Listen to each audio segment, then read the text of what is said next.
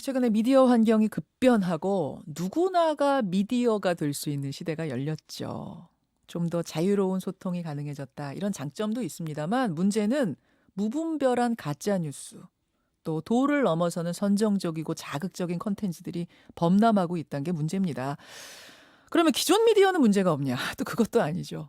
기존 미디어가 제 역할을 못하기 때문에 대체제를 찾아 헤매는 대중이 많아졌다는 점. 이것도 우리가 상기를 해야 됩니다.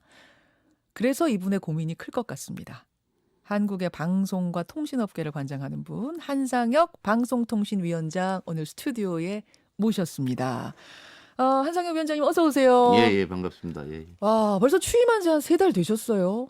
세 달이 아니라 100일이 조금 넘었습니다. 그렇죠. 예, 예, 예. 그렇죠. 이게 지금 취임 후에 첫 라디오 출연 맞습니까? 라디오 출연은 처음이죠. 예, 예, 예. 그러면은 저쪽 카메라 한번 보시면서요. 예, 예. 우리 많은 청취자들 듣고 계시는데 인사 말씀 한 말씀 하세요. 예, 어쩌다 보니 100일이 지났네요.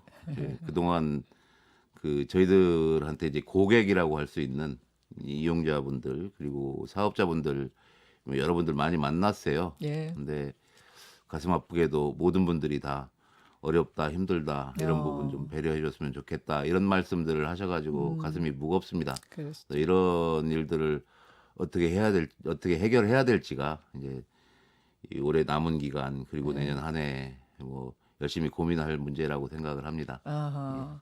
아니 처음 그러니까 뭐 지명이 되면서부터 예, 예. 공격을 좀 받으셨어요. 예, 예, 뭐 예. 정치적으로 편향된 거. 사실은 이제 미디어 분야의 전문 법조인으로서 20년간 역량을 쌓아오신 분이고 굉장히 존경받는 이 법조계에서 존경받는 변호사셨는데 이분이 이제 방통위원장을 한다고 하니까 정치 편향적인 거 아니냐 이런 보수 야당의 공격들이 있었는데 뭐라고 일단 답을 하시겠습니까? 예, 우려가 있으실 수 있을 것 같다고 생각을 합니다. 제가 매체들 중에서도 물론 다 그런 건 아니지만 이 진보 매체 변론을 많이 했고요.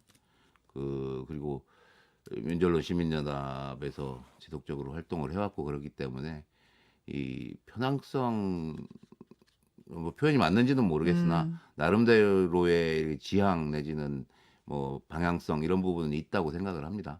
그래서 그런 우려는 있을 것 같다고 보여지는데, 근데 그런 자기 영역에서의 활동하고 그리고 제가 가지고 있는 개인적인 생각하고 예. 그리고 이 방통위원장으로서 역할하고는 전혀 다른 문제이고요. 예, 예. 방통위원장으로서는 법과 제도에 따라서 취지에 맞게 이 행정을 집행을 하는 입장이기 때문에 물론이죠. 그런 정치적 지향성이나 편향성 이런 부분이 문제될 거라고는 생각지 않습니다. 예. 기우일 겁니다. 예, 예. 기우다. 예, 예. 그래요. 가장 역점을 두고 있는 정책, 현안 지금 어떤 걸 삼고 계세요?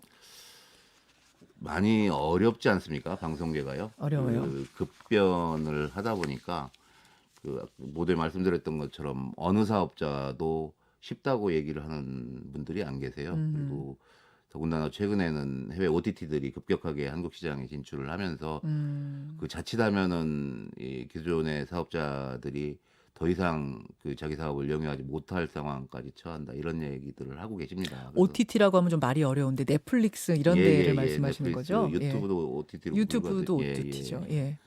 네, 그러다 보니까 이런 어려움이 있는 거가 이해가 되고요. 그리고 그런 산업의 진흥 문제, 그리고 외국 사업자와의 형평성 문제 이런 문제도 한 측면에 있는 거고요. 아하. 그러다 보니까 사업자들이 이제 방송 사업자 같은 경우에는 국민적 영향력이 있기 때문에 뭔가 이렇게 공적 규제를 봐야 되고 이 공적으로 부여된 책무가 있거든요. 그러니까 예. 예를 들면 KBS 같은 경우에는 재난방송 주관사로서 역할이 있는 재난방송. 거고 그런 돈 안 되는 뭔가 국민들을 위해서 뭔가를 해야 되는데 이게 경쟁이 치열해지고 하다 보니까 그 부분이 소홀하게 될 우려가 있는 부분. 그러니까 이게 산업적인 측면과 이 공적 책무를 다하지 못할 가능성 이런 부분들이 현재에 있어서 가장 중요한 문제라고 보여져서요. 미디어 환경이 너무 예, 급변하니까. 그 부분을 어떻게 해결할지가 예. 저희들의 가장 큰 고민 중에 하나라고 생각합니다. 예. 공적 책임을 이쪽에다가 지어라만 하다 보면 거기가 또 상업적으로 너무나 네, 어려워지죠. 취약해지니까 예, 예, 이걸 예. 어떻게 밸런스를 맞출 예, 것인가의 예. 문제. 그런 부분들이 문제입니다. 답을 근데 좀 찾고 그렇다고 어느 계세요. 하나를 포기할 수 있는 입장은 아니지 않습니까? 그러니까요. 그래서 재원 문제나 여러 문제에 있어서 해결책을 고민을 해나가야 되겠죠. 그리고 뭐 어느 하나 갖고 해결되는 것은 아니고요. 종합적으로 고민할 문제라고 보여집니다. 뭐 넷플릭스니 유튜브니 또 뭐 페이스북이니 예, 이런 예. 뭐 SNS 이런 것들까지 다 합쳐서 그쪽에다가는 어떤 뭐 규제라고 해야 될까요? 어떤 책임이라고 해야 될까요? 뭘 좀 지어야 되는 거 아니냐라는 얘기가 나오는데 어떻게 보세요? 그러니까 그 부분이 문제지요. 그러니까 이 콘텐츠를 지속적으로 생산을 영향력도 하고 계속 커지고. 예, 영향력도 커지고 그러는데 예. 이 부분에 현재 우리 법제상으로는 이게 예. 통신 영역으로 구분되기 때문에 종래에는 통신 영역에서 중요 이슈는 통신 비밀 보호 문제였지 않습니까? 예, 예. 근데 지금은 그 차원을 넘어서서 국민적 영향력을 끼치고 있는데 그런 영향력에 상응하는 책임, 그 규제 이런 부분들은 제도화돼 있지 않은 상황입니다. 맞습니다. 그래서 그런 부분들에 대해서도 국민적 합의를 이끌어내서 뭔가 대안을 마련해야 되는 상황에 봉착을 한 겁니다. 그러다 보니까 해외 각국들도 여러 가지 대안들을 내놓고 있는데 만족스러운 대안은 아직까지 도출이 되지 않은 것 같다는 생각입니다. 제가 콕 집어서 유튜브 예를 하나 들어볼게요. 예, 예. 유튜브 컨텐츠들 중에 소위 가짜 뉴스들도 범람하고 뭐 선정적인 컨텐츠들도 있고 이거를 우리가 규제할 수 있어요. 마치 방송 규제하듯이 방심위 같은 곳에서 혹은 방통위에서 어떤 기구를 둬서 그게 그 내용 심의는요. 예. 내용 심의는 정부가 개입할 수 없는 영역 아닙니까? 그 어떤 내용의 콘텐츠를 유포시키면 안 된다를 정부에서 규제를 하면 안 되고요. 그렇기 때문에 방송통신심의위원회라는 민간 독립기구를 두어서 거기서 내용에 대한 규제는 이루어지고 지금 하고 있는 있는데 거고요. 방송의 경우는 예. 그리고 저희 법제에는 그 불법 유해 정보 유통을 방지할 의무는 저희 방통위에 있습니다. 그래서 그런 불법 유해 정보를 유통을 방지하기 위한 대책들을 마련을 하는데 예, 예. 그런 부분들이 이제 뭐 사업자에 대한 시정 권고, 시정 명령 이런 부분들이 되겠고 조사권 행사 이런 예. 부분이 될 것 같습니다. 그래서 그런 부분들을 좀 정교하게 다듬고 그래서 영향력에 걸맞는 책임도 질 수 있도록 하는 제도들을 마련하는 게 저희들 일이겠죠. 예를 들어 어떤 게 가능합니까? 그 지금 상황에서는 이 방심위에서 그 유튜브 콘텐츠를 심의를 해서 예. 이 부분에 대해서 시정 요구를 하면은 예. 시정 요구에 응하면은 그걸로 상황은 종료되는데 시정 요구가 종료되지 않으면은 저희들 입장에서 시정 명령을 하게 됩니다. 아. 시정 명령을 하게 되면은 그 시정 명령에 불응할 경우에는 일정 정도의 형사 책임이나 이 법적 책임을 지게 되는 이런 그 프로세스 절차들을 거치게 돼 있는 게 현재 법제입니다. 근데 좀 느슨하잖아요, 지금. 느슨한 것도 있고 예. 더 큰 문제는 이 유튜브에 그 컨텐츠들이 예. 무수히 그 너무 수가 많아요. 너무 많다 보니까 너무 많아요. 일일이 모니터해가지고 다 골라내기 어려운 측면들이 그러네요. 있죠. 그래서 다른 대책들을 마련을 해야 된다는 논의들이 진행이 되고 있다고 어떤 거 보죠. 생각하세요? 저희들 입장에서는 그 민간 부분에서 팩트 체크가 활성화가 된다면은 유튜브 예를 들어 유튜브에서 5.18 관련해서 5.18 때 북한군 뭐 개입설 이런 부분들이 있지 않습니까? 가짜 그런 뉴스들. 가짜 뉴스 허위 조작 정보죠. 예, 뭐 예. 이런 정보들이 유통이 될 때 그 시민들이 자발적으로 나서서 이 정보는 이런 측면에서 허위 정보다라는 것들을 같은 채널을 통해서 알리고 아, 그럼 이런 것- 시민들이 그러니까 시청자들이 보다가 신고할 수 있는 기구를 만드는 거예요. 신고하는 기구라기보다도 그런 콘텐츠들의 진위 여부에 대해서 시민들이 검증을 하고 검증 결과들을 올리고 예, 예. 그런 검증 결과들이 또 언론에 의해서 전파되고 이러다 보면은 이 가짜뉴스의 영향력이 우리 사회에서 줄어들지 않을까 이런 대안들을 가지고 있고 전문 연구가들도 가장 유력한 해결책으로 제시하고 있는 것들이 예, 바로 예. 팩트체크 문제입니다. 그 많은 컨텐츠를 방통위가 어떻게 다 볼 수가 없으니까 예, 그렇습니다. 시민들이 보는 사람들이 신고하고 팩트 체크하고 예. 자정하고 이렇게 연결되도록. 예. 아. 그게 뭐 근본적인 해결책이 될지는 모르겠으나 현재 연구된 바에 따르면 가장 예. 효과적인 방법이다 이런 논의들이 있는 것 같습니다. 그렇게 해서 형사 처벌까지 갈 수 있는 이런 식으로 생각하고 계신다. 형사처벌 문제는 다른 문제고요. 뭐 신고를 하면 그거는 그 신고가 돼서 예. 그게 법률상 처벌 규정에 해당된다고 하면 처벌은 되겠죠. 지금도 그렇죠. 그 명예훼손이나 예를 들면 도박 콘텐츠, 그 음란 콘텐츠 이런 부분들은 지금 현행법으로도 처벌할 수 있지 않습니까? 예. 밝혀지면은 형사 절차에 의해서 진행이 되는 거고요. 알겠습니다. 그 뭐 구독자 60만 명 되는 이런 유튜브 채널에서 저는 이런 콘텐츠 방송하는 걸 봤어요. 문재인 정부가 한상혁 방통위원장을 새로 임명한 이후에 유튜브 블랙리스트를 통해서 언론 통제 정황이 드러나고 있다. 문재인 정권을 비난하면 광고 제한이 되는 것 같다. 문재인, 조국 이런 단어가 들어가면 광고 제한이 되는 것 같다. 뭐 이런 내용을 그냥 방송을 막 하더라고요. 나오셨으니까. 이게 진짜입니까? 팩트 체크해 주세요. 전형적인 가짜 뉴스입니다. 전형적인 가짜 뉴스. 예, 제가 최근에 그러니까 구글의 동아시아 담당 부사장님이 방통위를 방문을 하셔가지고 네. 만나서 말씀을 나눴는데요. 구글이면 이제 유튜브 하는 그 예, 회사. 예, 예. 근데 구글 측에 유튜브 측에서도 예. 엄청나게 많은 정보를 사람이 일일이 모니터해가지고 이게 한상혁 위원장의 입맛에 안 맞는 콘텐츠다 이럴 수 있는 상황이 아니죠. 그래서 이 부분은 기계적 수단 AI에 의해 가지고 자동으로 걸러지게 되고요. 그렇죠. 최근 아마 문제가 되고 있는 것들은 광고주의 친화적이지 않은 콘텐츠에 대해서 이른바 노란 딱지가 붙는데 광고주가 볼 때 비호감인 것들. 예, 광고주가 이 콘텐츠에 광고를 내보냈을 때 예. 오히려 우리 상품이나 기업에 나쁜 영향을 미치겠다 하는 콘텐츠라고 보이는 것들에 대해서 이른바 노란 딱지가 붙습니다. 예, 네, 예. 노란 딱 그 내용 중에 아마 이렇게 정치적 쟁점이 되는 내용들에 대해서 유튜브 측에서 볼 때 예. 이것들도 광고주 친화적이지 않은 콘텐츠다 이렇게 생각하는 아하. 경향들이 있는 것 같습니다. 그리고 알겠습니다. 실제로 제 주변에서 보더라도요.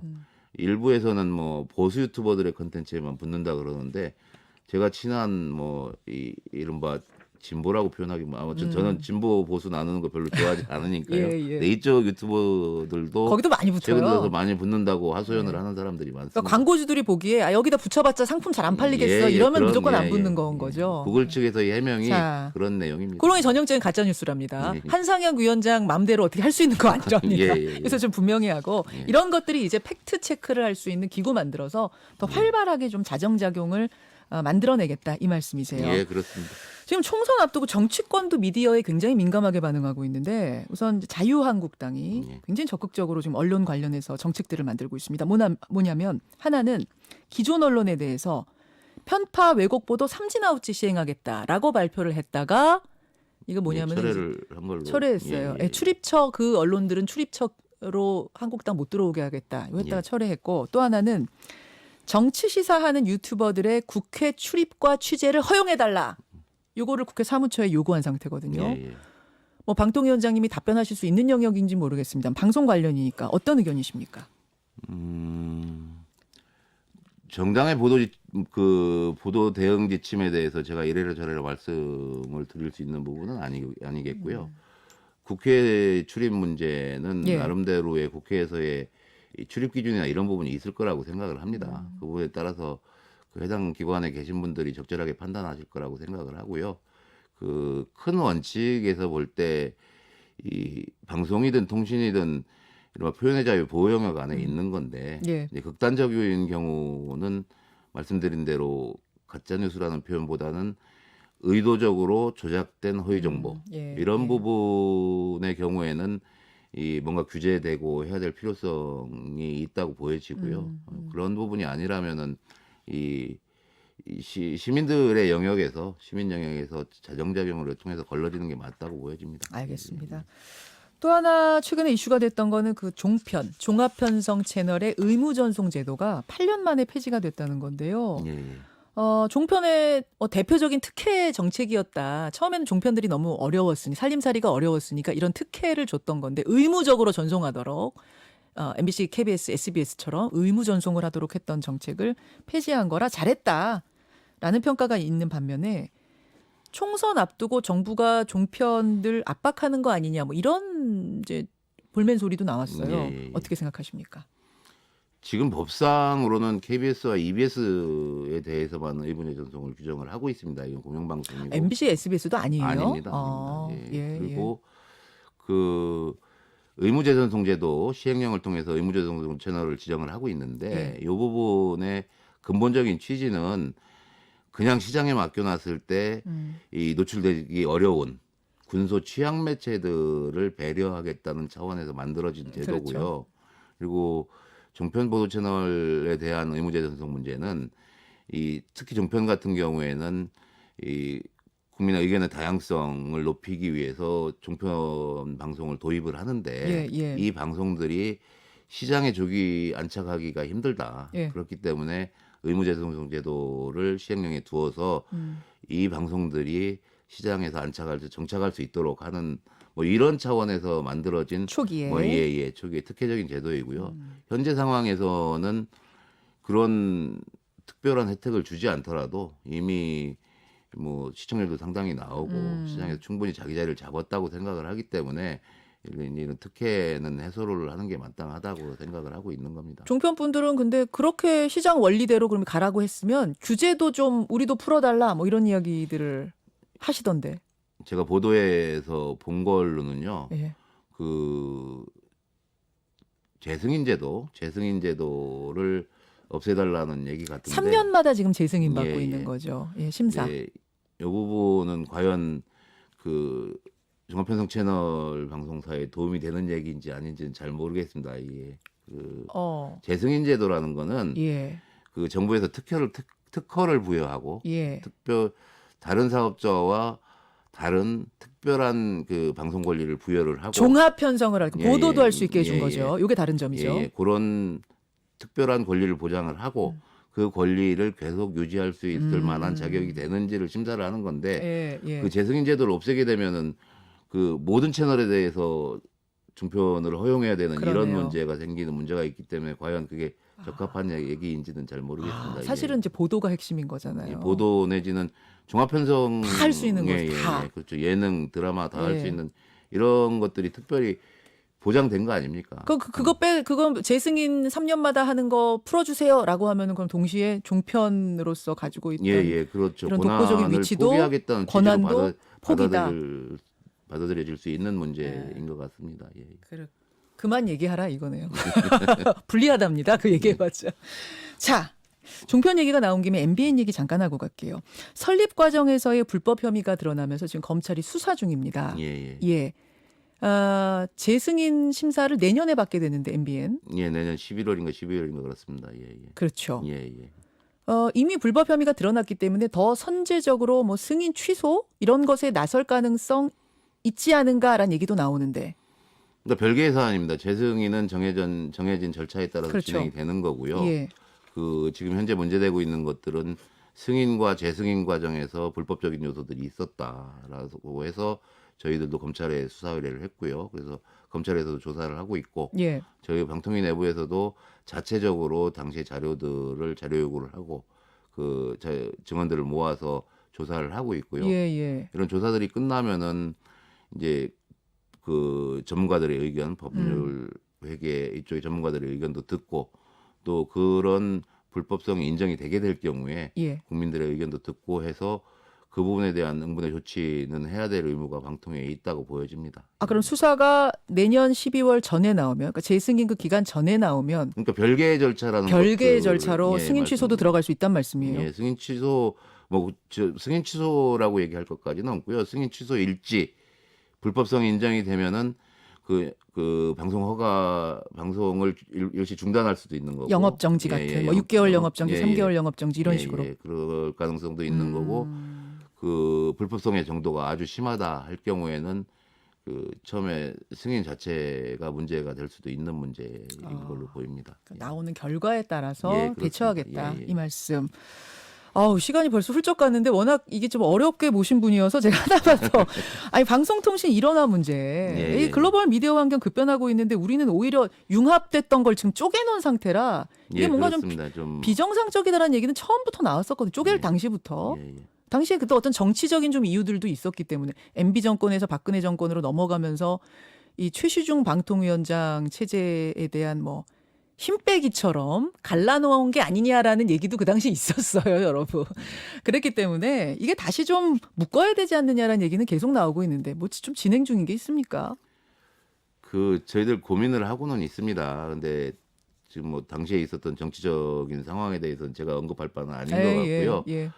근데 실제로 그 과기부와 방송통신위원회뿐만 아니라 이 다른 부처들 사이에서도 업무가 중복되거나 아니면 공백이 있거나 이런 문제들이 충분히 있어 보이고요. 그런 부분들을 어떻게 효율적으로 집중을 시키고 할 것인지에 대한 문제가 바로 이제 정부조직법 관련된 문제이고요. 그거는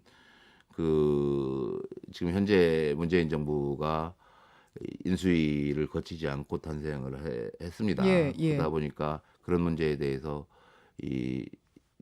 세세히 살펴보지 못한 측면들이 있어서, 그리고 쉽지도 않은 문제입니다. 이게 이 부처의 권한 여러 가지 문제가 있기 때문에, 그래서 지금 당장 해결할 문제는 아니고요. 지금 현재 상황에서는 만약에 과기부와 방통위 간에 영역 다툼이 있거나 예. 문제가 생기는 부분이 있으면은 정례적인 협의체를 구성을 하고 그 안에서 같이 힘을 모아서 해결하는 방안을 마련을 하자. 요게 과기부 장관님과 제가 만나서 이 합의를 한 거기까지 내용입니다. 얘기하셨어요? 예. 근데 대선 공약이기도 했기 때문에 예. 이번 총선 치르고 나서 그 다음부터는 좀 본격화되지 않겠느냐라는 장기적인 예측도. 차원에서 얘기를 해야 될 문제인 것 같고요. 비단 그 문제만이 아니고 지금 방송통신 전반에 대한 예, 규제 예. 정책 문제도 이 상황이 급변함에 따라서 여러 가지 요인들, 변화 요인들이 생겼습니다. 그거하고 같이 묶어서 거버넌스 문제와 방송제도 문제, 통신제도 문제를 한꺼번에 묶어서 예. 그 심도 있는 논의가 필요하지, 어느 한쪽을 해결한다고 해서 예를 들어서 그 과기부에 있는 몇 가지 기능을 방통위로 가져온다거나 방통위의 기능을 과기부로 넘긴다거나 이렇게 해서 해결될 문제는 아닌 걸로 보여집니다. 큰 좀 예. 틀에서의 장기적인 큰 계획이 그림을 그려야 될 필요하겠군요. 문제이죠. 예. 방향은 그쪽 방향이 맞다고 보세요? 좀 일어나되는 게? 방송통신융합추진위원회가 만들어진 취지가 이제 방송통신의 영역 구분이 없어졌기 때문에 예. 이 한 부처에서 담당을 해서 그 문제에 대한 종합적인 지능 규제 대치 정책을 세워야 된다는 입장에서 만들어졌던 거고, 지금 상황도 그렇지 않습니까? 그러니까 그런 부분들을 이 종합적으로 관장할 수 있는 뭔가가 있는 건 맞다고 보시고. 보여집니다. 예. 자, 이제 30초 남았습니다. 다시 우리 또 언제 나오실지 모르는 분이에요. 이분이 초대하기가 쉽지가 않습니다. 저쪽 카메라 보시고요, 위원장님. 예. 우리 또 청취자들께 새해 인사 겸 앞으로 열심히 하겠습니다. 또 한 말씀 주시죠. 예, 말씀드린 대로 많은 어려움이 있습니다. 그 사업자들의 목소리도 들어야 되고, 또 저희 방통위가 내세우고 있는 것들이 시청자 중심, 이용자 중심 뭐 이런 얘기들을 하고 있습니다. 그래서 이런 정책 방안들을 내오기 위해서 그 최선의 노력을 다할 거라는 약속을 국민들께 드리고요. 마지막 그 남은 며칠 마무리 잘 하시고 예. 새해 복 많이 받으시기를 진심으로 기원하겠습니다. 감사합니다. 위원장님도 새해 복 많이 받으시고 오늘 예. 귀한 시간 고맙습니다. 네, 감사합니다. 예, 방통위 한상혁 위원장이었습니다. 김현정의 뉴스쇼는 청취자 여러분의 참여로 이루어집니다. 트위터, 페이스북, 레인보우 게시판, 그리고 단문 50원, 장문 100원의 유료 문자 샵 1212, 우물정 1212 통해 참여하실 수 있습니다. 김현정의 뉴스쇼, 여러분과 함께 만듭니다.